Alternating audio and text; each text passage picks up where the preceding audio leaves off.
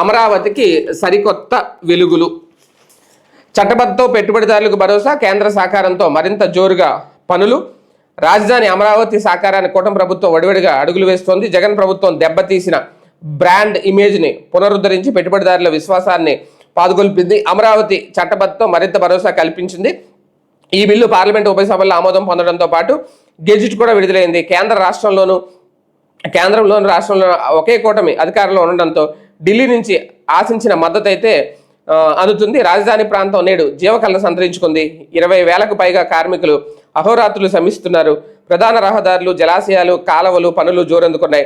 ఎమ్మెల్సీలు, ఎమ్మెల్యేలు, civil సర్వెంట్లు, gazetted అధికారులు, ఎన్జిఓలు, 4వ తరగతి ఉద్యోగులు, అపార్ట్మెంట్ టవర్లు, న్యాయమూర్తులు, మంత్రులు, ఉన్నతాధికారుల బంగ్లాలు నిర్మాణాలు వేగంగా అయితే జరుగుతున్నాయి. ఐకానిక్ భవనాలుగా నిర్మిస్తున్న శాసనసభ, హైకోర్టు, సచివాలయం, హెచ్ఓడి కార్యాలయాల టవర్లు 2 ఏళ్లలో సాకారం కావాలని లక్ష్యంగా కూడా పెట్టుకున్నారు. 7 అంతస్తుల సిఆర్డీఏ భవనాన్ని, దాని పక్కనే మరో 4 భవనాలను ఫ్రీ ఫ్యాబ్రికేటెడ్ విధానంలో నిర్మించారు. సిఆర్డీఏ అలాగే ఏడీసీతో పాటు పురపాలక శాఖ విభాగాన్ని ఇక్కడ నుంచే పనిచేస్తున్నాయి. 50 ఎకరాల్లో అమరావతి క్వాంటమ్ వ్యాలీ భవనాన్ని నిర్మిస్తున్నారు. వచ్చే నవంబర్, డిసెంబర్ నాటికి అక్కడ క్వాంటమ్ కంప్యూటర్ కూడా ఏర్పాటవుతుంది. అంటే ఒక్కొక్క సంస్థ ఇంకా ముందుకు వెళ్తుంది, భయం లేదని. ఓకే, వీళ్ళు అభివృద్ధి చెప్పడంలో తప్పలేదు, కానీ ముందు లైన్లోనే ఈ లైన్ అయితే రాసేస్తారు. గత ప్రభుత్వ హయాంలో జగన్